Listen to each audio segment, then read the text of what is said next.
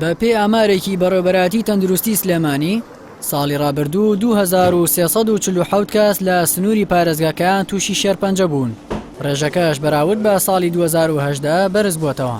بە پێی ئامارەکەی تەندروستی سلێمانی ڕۆژانە نزیکەی 7 کەس لە سلێمانی تووشی شێرپەنجە بوون کە هۆکاری سەرەکی بۆ ژینگەی پیس و خواردنی بەسەرچوو دەگەڕێتەوە. تەندروستی سلێمانی دەڵێت کاری حکومەتە پلانی هەبێت بۆ دۆزینەوەی ڕێگەچارەی گونجاو بۆ کەمکردنەوەی ڕێژەی توشبوون بە نەخۆشیەکان. سنتەری مەمک 12400 سەردانکەرمان هەبووە، 84 حاڵەتی شێرپەنجەمان هەبووە، 1666 مەمۆگرافی ئەنجام دراوە، 2950 سۆنەریش ئەنجام دراوە. سنتەری ژیانەوە بۆ چارەسەری شێرپەنجە 1048 نەخۆش چارەسەری تیشکیان بۆ کراوە، 1800 پشکنینی سیتیسکان ئەنجام دراوە، 720 حاڵەتی کتوپڕمان هەبووە، 2880 نەخۆشی کۆن بینراوەتەوانێ، 2347 نەخۆشی نوێنمان هەبووە، 22 نەخۆشیش تیشکی ناوکیان بۆ ئەنجام درا. سەبارەت بە نەخۆشی ئەنفلۆنزای بەرازیش تەندروستی سلێمانی دەڵێت لە ئێستادا 10 حاڵەتی ئەو نەخۆشیە لە شاری سلێمانی لەژێر چاودێری وردان و چارەسەریشیان بۆ دەکرێت. تا ئەو کاتەی بە تەواوی چاک دەبنەوە بەشێکیان لە نەخۆشخانە بۆ جیاکراوەتەوە.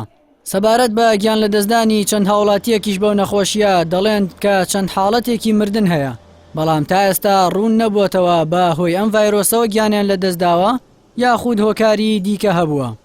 لە نەخۆشخانەی چاندنی بۆ 338 سەردانکەرمان هەبووە، 338 داخڵبوونمان هەبووە.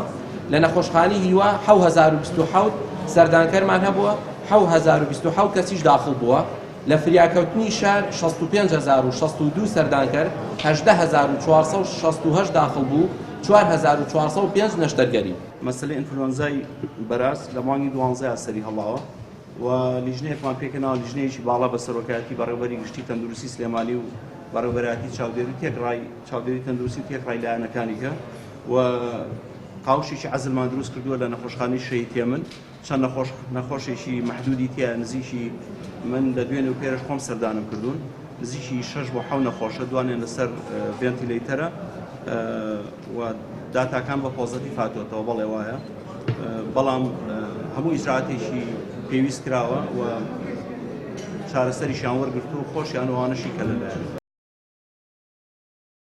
لە ساڵی 2019دا بە بڕی 25 ملیار و 716 ملیۆن دینار دەرمان و پێداویستی پزیشکی لە لایەن حکومەتەوە دابین کراوە. هەروەها بە بڕی 59 ملیار و 260 ملیۆن دینار ئامێری پزیشکی و پێداویستی دیکەی پزیشکی لە لایەن حکومەتی عێراقەوە بۆ نەخۆشخانە و مەڵبەندەکان دابین کراوە. تەندروستی سلێمانیش دەڵێن پلانیان هەیە لە ساڵی 2020 چەند سنتەر و مەڵبەندێکی ددان و سنتەری پێست و دروستکردنی 5 نەخۆشخانەی تایبەتی پسپۆڕی گورچیلە و ڕۆماتیزمە و مێشک و دەمار دروست بکرێن لەگەڵ تەواوکردنی پرۆژە وەستاوەکانی دیکەی تەندروستی.